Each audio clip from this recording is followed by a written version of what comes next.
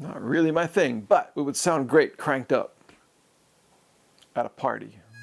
I bought over 445s on eBay. Now I'm going through them, cleaning each one, and looking for lost gems. And the next one is a band called Angus and a song called Hooked. Or a band called Hooked and a song called Angus. It's hard to tell.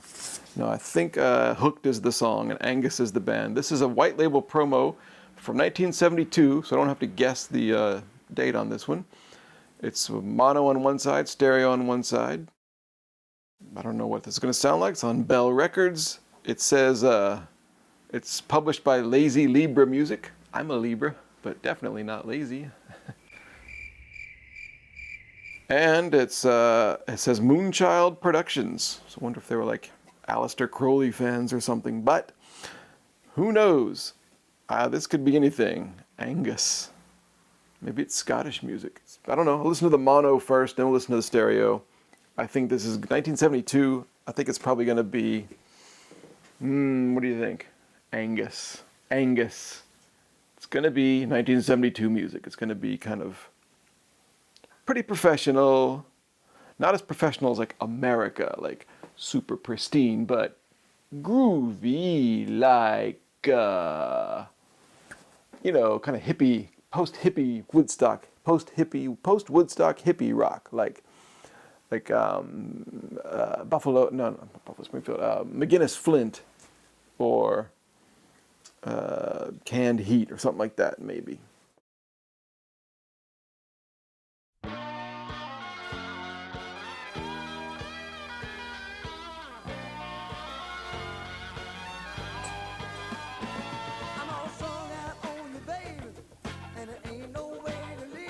Yeah, like that. That's what I was trying to say. This. Joe Cocker vibe. Hooked on loving you. Not really my thing, but it would sound great cranked up at a party.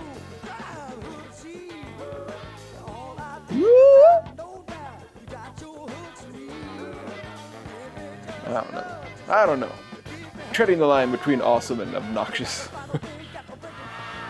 I'm glad that this sort of vibe actually evolved into things like Aerosmith. That's what I like. They should go that direction. This kind of, I don't know, it's dull.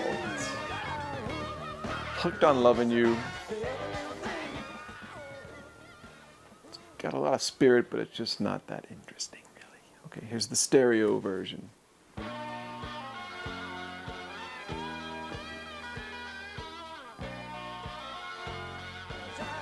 Kind of annoyed by the lyrics even more now that I'm hearing it for the second time. All right, well, there's greater separation, as you might imagine. Guitars are easier to detect. I don't really want to listen to this whole thing again. Yes, Ram. Why are they called Angus? Do they like cows? Do they like beef? Do they like Scottish people? Are they Scottish people? Are they cows? I don't mean this really sounds like Aerosmith. I just mean like probably people who would have done this in 1972, by the time 1974, 75 rolled around, they probably were doing stuff like Aerosmith and Kiss and, I don't know, something like that. Which is a good thing, because where are you going to go with this? Sort of pale imitation of like Aretha Franklin or something from 3 or 4 years earlier. Hooked on loving you. Was he hooked on loving somebody? Is that a true story? I can't stop. That's quite enough, Angus.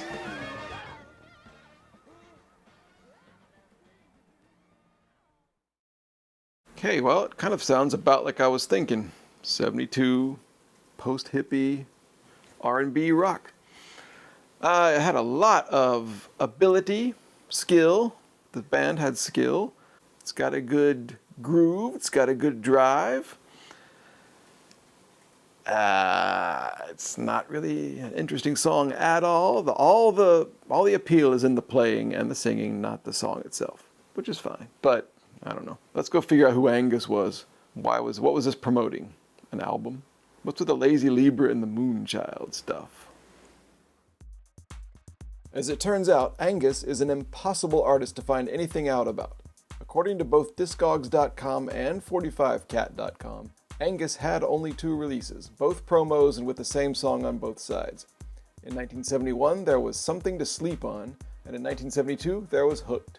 And that was apparently it for Angus. But I looked into this name, Jerry Fuller. Fuller was and is a songwriter, singer, and producer from Texas. He wrote lots of legendary songs like the smarmy and creepy Young Girl for Gary Puckett. Around 1972, he was transitioning into a focus on country pop music. He has an official website, and a nice one too, but on his bio page, Angus isn't mentioned at all. Oddly, on his producer credits page, Angus's first record is mentioned, Something to Sleep On, and a song called Greta. But I can't find any other evidence online that this song existed by anybody. Moonchild was his production company, so let's just assume without evidence that Fuller was a Satan-worshipping maniac like Jimmy Page or Pat Boone.